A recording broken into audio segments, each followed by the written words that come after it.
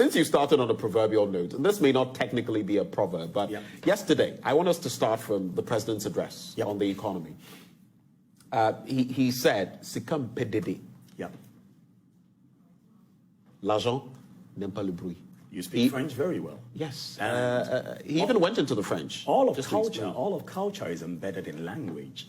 And when he said it, I felt heartbroken. Because that was a statement to the populace who were speculating about where we are going and how the city is performing badly.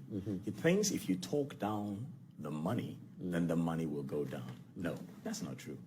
It isn't? No, if you talk down Joy FM will not come crumbling down so long as they have a success criteria and are working assiduously to ensure that the success criteria is in place. You know, as a French scholar too, I think the better one he could have used was what is actually about his governance, which is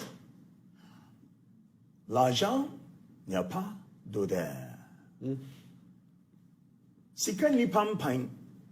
Because if you look at the fact that in Kufuor's regime, in Kufuor's administration, a man who was known to be corrupt eventually was appointed by Nanado to become the head of the Public Procurement Authority, then it tells you that he has no problem with money, no matter the smell of it.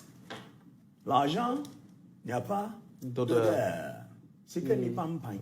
Edagotemu, if you come for ho, if you nipa papa ho, and fun ho.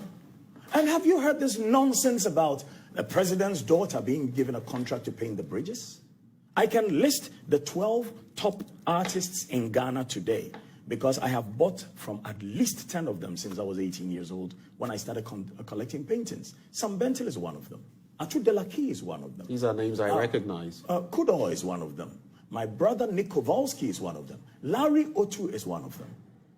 If we have a painting contract, how does it go to a member of my family because I'm the president? But have you run your checks to find out why she got the contract? You see, I'm literate. That is assuming she actually got the contract? I am a trained journalist. I'll tell you something. You see, common sense will tell you that sometimes you don't do something just because of the optics. So the optics is such that when you hear that somebody who you have appointed, like the PPA was doing, is giving contracts to themselves or somebody in their family, you will have no moral authority to challenge them. Now, Mahama built an airport, I'm told. Go and find out. And I'm not going to accuse anybody, but go and find out who is in charge of the duty-free shops over there. You're talking of Terminal 3. So who is in charge of the duty-free shops over there? Are they also linked to the presidency? Are we running a government of selfishness and greed and then telling the poor people who are struggling that Sikam pedede?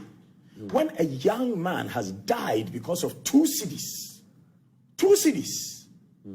a fare had been raised from 5 cities, 50 pesos to 7 I know the incident you're referring to. Whatever pesos. Right. And he was fighting over this and he's been killed. Look, Sika emperof. That's what we say. But dede more na mama dede abanti na monsanka se sika mpedede. As in government. Because you are giving yourselves all the contracts. Everybody is suffering. You are the one who was flying in a plane which you, with your own money, which you say you had before you became president, would never rent. And now we are suffering. What's the sika mpedede?